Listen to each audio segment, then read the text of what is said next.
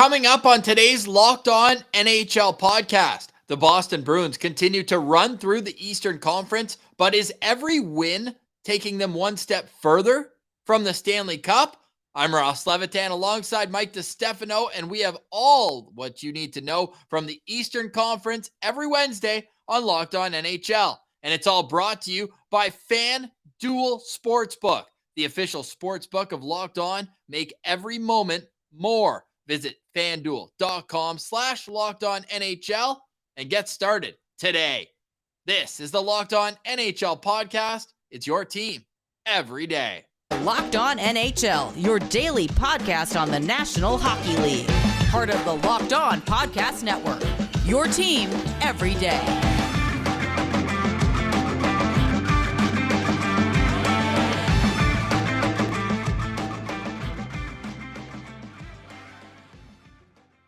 Thank you for making Locked On NHL your first listen on this Wednesday, January 25th. The show is free and available on all platforms, including on YouTube, where the best way you can help the show grow is to like every video. Just click the thumbs up and make sure you're subscribed to Locked On NHL. It's local experts on the biggest stories. And for your second listen, make sure that you go check out Locked On Canucks, because what is going on with the head coach from Bruce Boudreau to Rick Tocchet, we're actually going to get in to who the next head coach that could be on the hot seat. But first, Mike, as we do each and every week, what's your biggest story? What caught your attention in the Eastern Conference? I know the Bruce Boudreau situation stole headlines across the NHL, but out of the East, I know you're intrigued with the Boston Bruins.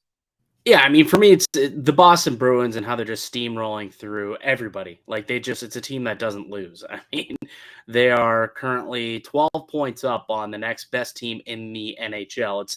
It's not even a race for the President's Trophy, let alone a divisional or a playoff race. Like, they're 37-5-4. They only have one regulation loss on home ice. But the one stat that I looked at, which to me just speaks to how dominant they truly have been this season, is their goal differential. Plus 81, Ross. Plus 81 goal differential at the midway mark. The next best team in terms of their goal differential is positive 42 is next best, and that's the Dallas Stars. There's only two teams who have a goal differential better than 40, and that's literally at 40 and 42. And then the next best is the Bruins at plus 81. That's insane.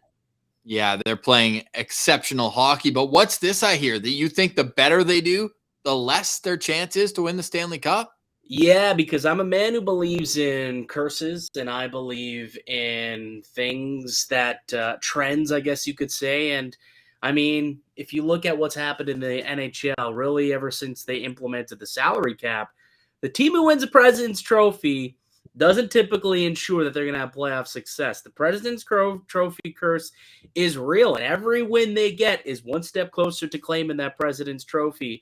And when you look back on it, it's been almost 10 years. It's been 10 years, actually, since the last President's Trophy team has won the Stanley Cup, 2012-13 Chicago Blackhawks. And only 3 times since the implementation of the salary cap in 05-06 has a team even reached the Stanley Cup final, let alone win it when they win the President's Trophy. We saw last year the Florida Panthers, they steamrolled a lot, in the regular season, bounced by the Tampa Bay Lightning pretty darn quick.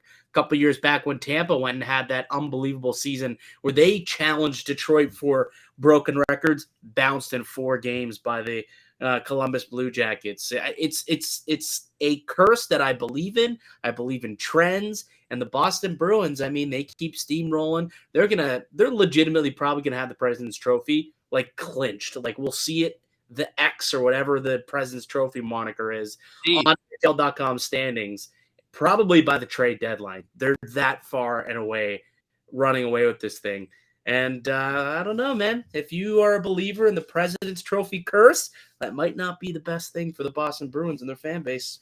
Well, you know what? I'm looking it up right now, and I'm going to spin zone this and say that 2024 Stanley Cup champion Boston Bruins.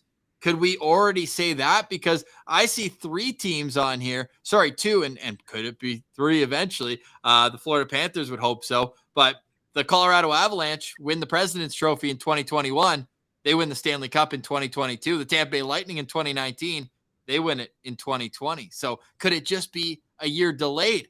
But what we do know is that the Boston Bruins already have 2 President's Trophies this decade, and they're putting on quite the push. Now, I'm seeing a lot of people online say they need one more piece. I'm even seeing people say, find a way to bring the band back together. Get Milan Lucic there, Boston tough guy. You know the fans would absolutely be thrilled with that if they could make money work with Craig Smith maybe and some retained salary. I don't know, but the Bruins right now have about $2.5 million in cap space. Do you think they're going to be active at the deadline?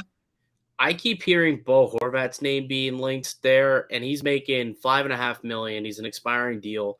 I mean, if the Canucks could retain some salary there, they can make it work. The problem is, I don't know what they have in terms of big time assets to go out and make it a top.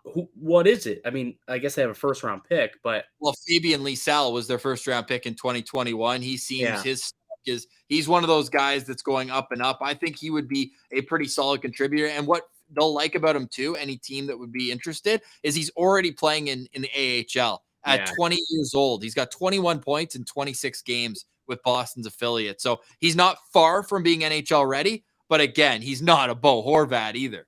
No, and you know that's the thing. It's like, oh, what do they have? I guess to go out and make that big splash. And but that's a name that I consistently keep hearing is that talks are intensifying with Bo Horvat and the Boston Bruins. Could they be interested in bringing in a Ryan O'Reilly? Could they be interested in bringing in a bunch of different players that could be out there on trade block? Do they want to get one more defenseman to shore some things up there? I don't know, but yeah, that's look. In all seriousness, that's a team that I think is going to be pretty damn hard to beat no matter what. They're just incredibly well balanced. They're getting top tier goaltending out of Linus Ullmark. Even Swayman's been good. Like, he hasn't been Ullmark, but he's still been good when he's had to come and play. I mean, obviously you got the big boys up front and Pasternak and Patrice Bergeron. And yeah, so you can look at it right here. Just look how balanced that scoring is. It's just so balanced. You got Krejci, who's operating at near point per game. You got Hampus Lindholm from the back end putting up some offense. Jake DeBrusk, prior to his injury, was nearly a point per game. Got 13 goals out of Taylor Hall. You got Zaka, who's contributing, Charlie Coyle, even Nick Foligno, up to 20 points in 47 games. Like, you just look up and down the lineup, and you see production from everybody. They can roll 4 lines offensively. They've got 3 decent pairs, 3 quality pairs defensively, and then a goaltending to boot. So also unreal penalty kill, and pretty sure their power play is doing half decent as well. So yeah, this team's just rolling right now. It's scary how good they are. Yeah, it really is. And you look at potential matchups for them if they do become the number 1 seed in the Eastern Conference, and all signs are pointing to that direction. It is becoming a bit more of a race, at least in the wild card, because the Penguins started winning. The Islanders, the opposite, cannot win a game. They play Ottawa tonight, looking for only their 2nd win in what would be 11 games. 1 win in their last 10. They were just at the ACC last night, Mikey, or should we say Monday night, as we're recording this in the evening on Tuesday here before our Wednesday drop. Every Wednesday, Locked On NHL, by the way. Let's continue this conversation at who some bubble teams are, and then we always have a riser and a faller every Wednesday. Stay locked on NHL, and we'll get to that and more next. Today's episode is brought to you by FanDuel. We are so excited about our new sports betting partner. It's the FanDuel Sportsbook, America's #1 sportsbook. If you're new to FanDuel, even better. They've got many great features that make sports betting fun, easy, and responsibly. New customers join today and get started with $150 in free bets. Guaranteed when you place your first $5 bet. So that's getting $150 free bets when you place a $5 bet. Sounds like a good deal to me. Just sign up at FanDuel.com/lockedon.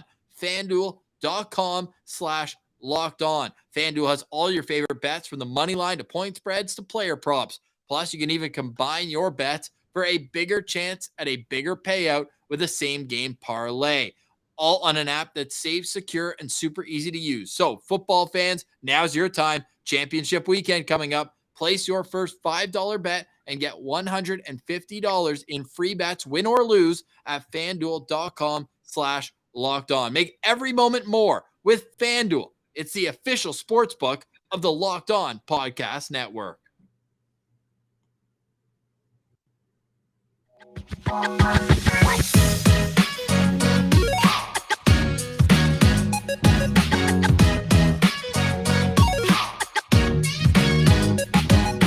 All right, Mikey.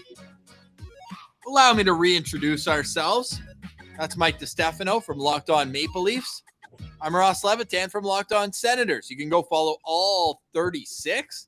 I want to say we're up to 36 shows on the NHL channel on Locked On NHL. Local experts on the biggest stories. We cover the NHL draft, the trade deadline, just as good, if not better, than everybody else because we have the local experts in terms of following this team day in, day out. But you get the passion of fans. No pretending to be unbiased on this channel. You know that you're getting hometown passion of a fan, but the knowledge of an insider is what we're going for here on Locked On NHL. All right. So the wild card race in itself, Mikey, is one to behold. And we thought, after last year, is it going to be so? There was like a 15-point gap between the final team that made it in the Eastern Conference and the last team here. But now, I mean, I've seen the Pittsburgh Penguins twice last week with them playing the Senators on a home and home. That decor, I think, could use some work, but they were also missing Jeff Petrie and Crystal Tang in the first game. And then Petrie came back with Tang still out. He's a game-time decision at Tuesday's game at the time of recording. But right now, they hold that second wild card spot. However, Mikey, the Buffalo Sabres, for my money, the most fun team to watch. Not always the most, let's say, well-oiled machine, but man, do they have some individual firepower, and they're well coached with Tony Granato. Yeah, absolutely. I think that this is one of the teams. Yeah, go ahead. Don Granato. I think I got the wrong brother. Yeah, Donnie Granato is the head coach there. Dude, like this is a team that's full of a bunch of just good hockey players. Like, you know, I don't think they have many true superstars outside of, I think Rasmus Dahlin is working himself into that. And now I think Tage Thompson is there. But then they got a bunch of just solid NHLers like Alex Tuck is just a solid NHLer. I mean, you can joke all you want about Jeff Skinner and the contract, but the guy's been insanely productive the last couple of seasons, and he's providing offense for this team. They got some young kids, Dylan Cousins, playing some excellent hockey, JJ Paterka. And on the back end, you know, they've been able to get some good quality defending also. Matthias Samuelsson is a pretty good young defenseman. Owen Power, good young former number 1 overall pick. I just like the nucleus of this team, and I felt that they were ready to maybe compete this year. I don't know if they'll completely finish off, you know, the job and they'll get into a playoff spot. I think goaltending is always going to be a big question mark for them. And until they address that, I'm not sure if I'll ever call them a playoff caliber team quite yet. But I mean, if we're talking about teams who might want to do something at the trade deadline in order to put themselves into that category, I know we don't typically see goaltenders get moved at the deadline, and rarely do we see it turn out to be a success. But I mean, Cam Buffalo. Talbot? Do you want Cam Talbot?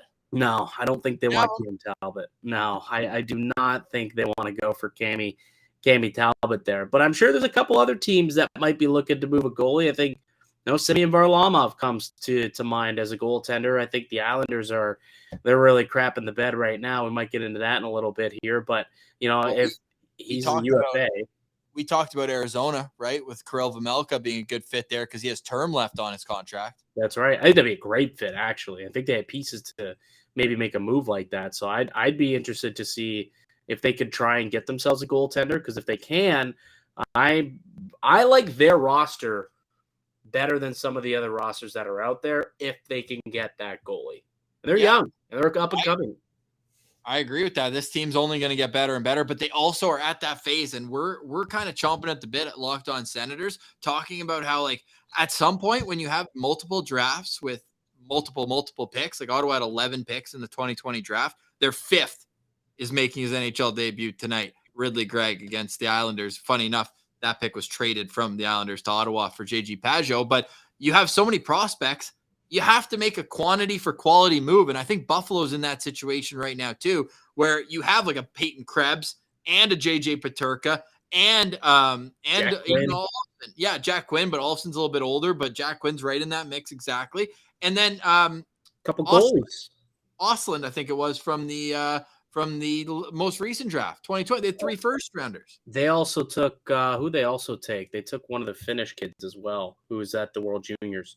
Kulich. They took Kulich. Oh, sorry, Czech, but yes, they took Cool. That's a great call, right? They have all these young talent, and eventually you're going to be slotted out of forward spots. So make that quantity for quality move while the stock is still high in these prospects. You have to be careful, or else you could be the next team that trades away. Simmons. Philip Forsberg, I think, is a better example where Wow, that one, but Red. that wasn't really. I don't know. I look at those as different scenarios. That was like there was still very high praise on Phil Forsberg. That's the thing, but there's still high praise on those guys. Like Yuri Kulich is coming off an unreal performance, but Right. you have to pick the right guy of your prospects to move on for to get that help right away. One guy who's not going anywhere is Alex Tuck, and our good friend Joe DiBiase from Locked On Sabres. Look at this stat, and this is without the first round picks and without when you talk about what comes. Jack Eichel. I mean, of course, games played have to do, and that's why our guy Joe doesn't leave any stone unturned, hits him with the points per game as well.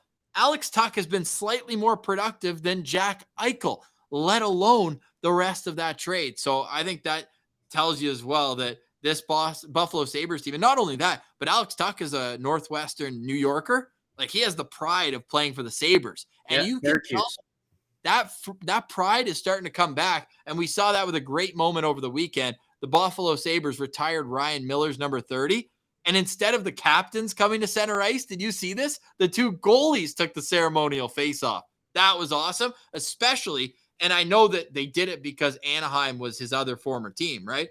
We'll forget about his time in St. Louis. Anaheim and Buffalo. Yeah, Anaheim and LA or Buffalo were where he was most well known, right? Where he starts, where he finishes. Yeah. We can argue Vancouver, but anyways, we can semantics on that. We can say that Ryan Miller is one of the greatest American goalies of all time. Absolutely. Well, it just so happened that the 2 starting goalies in that game were Craig Anderson and John Gibson, 2 great American goalies as well. So just a really cool moment having them at ceremonial face-off at center ice. Yeah, no, completely agree with that one. Absolutely. I think it's nice that the Sabres, they've gone through a lot of bad hockey over the course of the last decade or so. So for them to finally get in some good hockey, some good players, I think Kevin Adams deserves a lot of credit for how he's built that team, and Don Granato for the way that he's deployed the troops there. And they're a gritty team, and they're young, and they still got a long ways to go, which I think the future is bright in Buffalo. It really, really is, which as a Sens and a Leafs, supporter that we cover those teams, it's not great news for us and our fan bases, right? That means that there's more competition rolling through the division, but healthy competition breeds out the best in everybody. So, yeah, the Atlantic Division's unreal, man. You look at the top 3 teams, and now Buffalo's scooting in there. Say what you want about Florida, but all of a sudden they've kind of strung together a few wins. I'm not ready to declare that they're back in the race. Although they are 3 points out, they also have 3 more games played than both Buffalo and Pittsburgh, who are finding themselves ahead in points percentage. But I mean, they're far from out of it. You can say that even the Islanders, despite their really rough stretch recently, I think they're still in the race. Obviously, now I'm going into the wild card, not just the Atlantic Division. But it's great to see the how healthy this league is right now when it comes to good players, and it's providing us with great hockey. Who's up next? Well, that's where we find out from the All-Canadian Prospects game. We had the BioSteel game last week. That's the top USHL players in the draft. And now we're going to get the CHL top prospects game. And it even means a little extra to our good friend, Mike DiStefano. And we're going to bring up an old clip from Mike's time as were you assistant coach? What was your official title? Yeah, celebrity assistant coach. Yeah. Okay. All right. Well, we got a little video coming up from that, and then we'll give you 1 player each to look forward to, not only in this game, but a guy we're tracking leading up to the NHL draft. And I promise you, we will both not say Connor Bedard. Fair. All right, you are Locked On NHL. I'm Ross Levitan alongside Mike DiStefano every Wednesday on Locked On NHL's YouTube channel and wherever you download your audio podcasts. I'm Ross Levitan. You can go find me at Locked On Senators, and Mike DiStefano is at Locked On Maple Leafs, and Mike DiStefano was also at the CHL Prospects game last year. Let's play this clip, and then we're going to go in to actually set it up for us. We'll play it, and then we'll discuss a couple of players in this year's game. All right. So, with my stuff that I did with Overdrive last year, they had asked the Overdrive crew if they wanted to be special celebrity guests for the All-Star game. They were real coaches, and obviously we're at the top of the food chain there and whatnot. So it wasn't a complete gong show, but myself and former OHLer Jeff O'Neill were on one team, and Jamie Noodles McLennan, who was a former WHLer, was on another team with Brian Hayes, who played a handful of games in the Ontario League as well. So pre-game, I was told, hey, you're reading the lineup. And I said to myself, well, if I'm reading the lineup, I can't just go out there and be an idiot. I got to energize these boys to try and, get the room going, get the juices flowing in that room ahead of the game. This was the lineup card reveal pre-game. Ready? All right, starting up at green, we got number 19, Colin Whiskey. In the middle, we got number 28 from the West Nice, Connor Kiki. On the right wing, to the Ottawa, 67, number 23, Vincent Roller. We're going out west to the Moose Jaw Warriors. Number 5, Jackson Batasha. James Parker. Number 27, the Swift Current Broncos, Owen Pickering. And starting between the pipes from Prince George, we got Tyler Brennan. Let's go, boys! That's all time. Absolutely great moment. And guys like Shane Wright, they have you to thank for where they're at in their NHL or their careers right now. Well, Shane Wright wasn't on my team. We played against Shane Wright.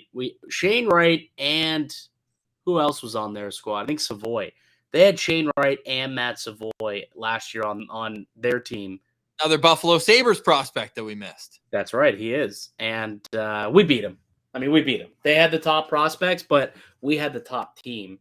And some say that I may have had something to do with it because we came out on fire. And, I think, it's maybe I had something to do with it. We're not saying you didn't, okay? That's where we'll draw the line. Yeah, that's what we'll say. I'll say this, though. Like, I went and looked back, like, what the roster was. You look at the amount of early picks, like top 50 picks in the draft last year that were on my team, like Owen Beck, who went on to win a gold medal. Also, Reed Schaefer went on to win a gold medal at the World Junior Championships. Owen Pickering was a first-round pick. Matejchuk, Mintyakov, all three of those guys first-round picks in the draft this year. Jagger Furcus ended up being an early pick. Connor Geekie, who you would know very well out in Winnipeg, killing it for the Ice in the WHL. He was on my team and was a first-round pick. There's a bunch of guys who ended up getting drafted and pretty high in the draft, and I'm hoping go on to have unbelievable success. Tristan Luno's another player who ended up getting picked up early in the second round by the Anaheim Ducks. So, I think even Tyler Brennan, who was the starting goaltender that we had, was the last goalie to get cut at the World Junior Selection Camp this past season. So there's a lot of guys, lots of guys who've gone on to have success in the last year since they played that game. And I'm really happy for them. And I'll definitely have a connection with those guys, I guess, for a while. And I'll be tracking them throughout their careers. Definitely. So we're gonna give a quick shout out to the coaches this year, and I don't know if you know this yet, but each team has a Sedin, as Daniel will be taking part. I did. Trust me, I'm well aware because I was told that I was being replaced, and you guys have the fraternity. I guess it made a little bit of sense for them to veer away from Al's brother and the Overdrive boys and go with the Sedin twins, considering the game is in Vancouver. I suppose it makes a little bit of sense. But to all the kids who are going to be out there, and the game will be tonight, actually, on Wednesday, will be on TSN. And it's always a good game. It's the top prospects in the entire Canadian Hockey League, some of the best up-and-coming players for this year's draft. So it should be a good one. Should be a fun game to watch. And there's always one fight. Two guys who just want to make sure they get onto the score sheet too. Hey? Oh, yeah. There could be scrap. I think I want to say Dion Phaneuf that famously just like went wild in the top prospects game, had a huge hit in a fight. Biz had a fight. I was talking to one of the coaches that I had that was like my head coach, and he was telling me a funny story about how Biz got into a fight famously at the top prospects game. With? Was it Dion? Dion Phaneuf. Oh, there it is. So that was the fight. So I was coming at from the other angle. Yeah. That's hilarious. Yeah, well, there's a clip on this, so I'm definitely going to be judging that one later. But I want to see the hit that started it. I think Dion threw one of his classic old school hits. Now, a quick guy I want to highlight. Dion. Did we get the double Dion? Oh my God, that was unreal. What a guy. What a player. I feel like as his retirement goes on, he'll be looked at in a brighter light each time you look back, because he got it tough while he was playing. But he's one of those guys, when you look back, it's like, man, for what he did as like a hard-hitting, shutdown defenseman, like he had a pretty freaking good career when it all comes down to it. But Toronto could use a Dion Phaneuf right now. I'll tell you that for free. Yep, no question. So I'm going to give you a player. You give me a player to watch, and then we're going to wrap up. Frank Saravelli has not leaked, I guess he's reported, the All-Star Skills Competition events. We know the classics, the hardest shot, the fastest skater, but what are they going to do to make it Florida? We're going to get into that after. I tell you this, we talk about old school beauties. Radek Bonk's kid is in the top prospects game this year, Mikey. He's a defenseman for the London Knights. Oliver Bonk, almost a point per game player in the OHL. There were rumors that Shane Wright would be a London Knight right now if Oliver Bonk was in the trade. London said, no can do. This guy's too important to us. So that's what I'm going to be keeping my eye on. Oliver, don't call me Radek Bonk. Love it. Who do you have? There's a couple of guys who I'm definitely going to be keeping an eye on. I think one who you'd be very familiar with, and I'm curious to see what he looks like tonight, is Zach Benson. Yes. Connor Bedard's the easy name to throw out there, but I think Zach Benson's another guy who's expected to go high in the draft, a top 10 pick for sure. So, getting a chance to see what he could do in a game like this, see his elite skill kind of come through. That's a guy who I have circled to watch. Nice. Yeah, I've been like last year. You mentioned those two elite prospects, Connor Geekie and Matthew Savoy. I went to 5 Winnipeg Ice games last year. Every time I came away saying that Zach Benson was the best player on the team, and he was 16 years old, 5'7", and you're just like, why is this guy so good? The puck's on a string for him. He's got sick vision. Good call on that. All right, Frank Saravelli. Go ahead. He's Tyler Benson's brother, right? I don't know if they're related. That's a good question. I'll pull that up right now. And if you're watching on YouTube, you've already got Frank Saravelli's reporting right now on no relation to that. He's got a brother named Levi. All right. Well, who plays at the Yale Hockey Academy. Shout out that. Oh, I took off. I thought I was taking off that. But anyways, Frank Saravelli's reporting the splash shot, which is going to be on a beach in Fort Lauderdale, will be one of the events. The pitch and puck, using a hockey and golf onto an island green. So think TPC Sawgrass. I'm sure the players will like that one. Yeah, this is going to be interesting. The pitch and puck one, I don't know. I'm a visual guy. I kind of need to see exactly what they're talking about here. Like, I don't understand. Like, are they using both clubs? And like, what's going on here? Is there any more explanation to this? No. Well, I guess we'll have to wait and see what it looks like then. But that one seems intriguing to me. You're going to have to use your theater of the mind for this. Yeah, one. I don't like using the theater of the mind. I really, really don't like doing that. It was kind of like last year where it was it the blackjack one where I was like, I don't know how they're going to do this. Yep. And then you have to shooting pucks at a wall. Yeah, we were like, oh, are they doing this? Does this mean that this is gonna like we were trying to figure out how they were gonna do it. It was like, oh, okay, this was not as fun as we thought it was gonna be. But like we thought, I don't know what we thought, but yeah, it wasn't exactly as great an event as we had thought it was gonna be. But using golf and hockey sticks slash clubs in one, like I don't know, we'll see. We'll see what Yeah, that we will. is. The other one is the Tendy Tandem, which anything using goalies got the A-OK for me. It's involving shooting goalies, and he finalizes his post by saying Roberto Luongo will be on the ice. Makes sense. Florida Panthers head of goaltending. Yeah, Makes sense. they've got like an entire roster of management for their goalies. Yeah, that's starting to become a thing though. Toronto's getting into that department as like they've got a goalie department now. I think a lot of NHL teams are kind of starting to get into that just because I don't know. I think the goaltending position is so important, but for some reason it's like the least known thing. Like nobody knows how to evaluate these guys. So I think they think try and get as many different minds as possible and guys who have been there before, like Roberto Luongo in Toronto. They've got Curtis Sanford, who's a longtime NHL goaltender.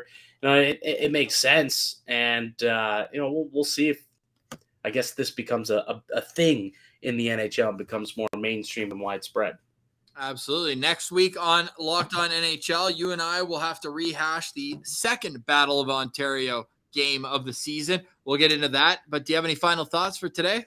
I do actually. One final thought to leave you on for how bad the New York Islanders have been of late. I don't think they're going to make the playoffs. I would say they're out of it. They should start selling off some pieces here.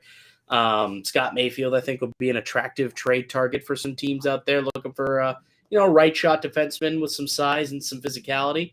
But what I will say is there's a stat that really stuck out to me last night when I was watching the game, Leafs and Islanders game.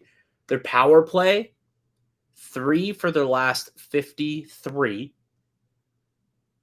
with a net power play success percentage of 0.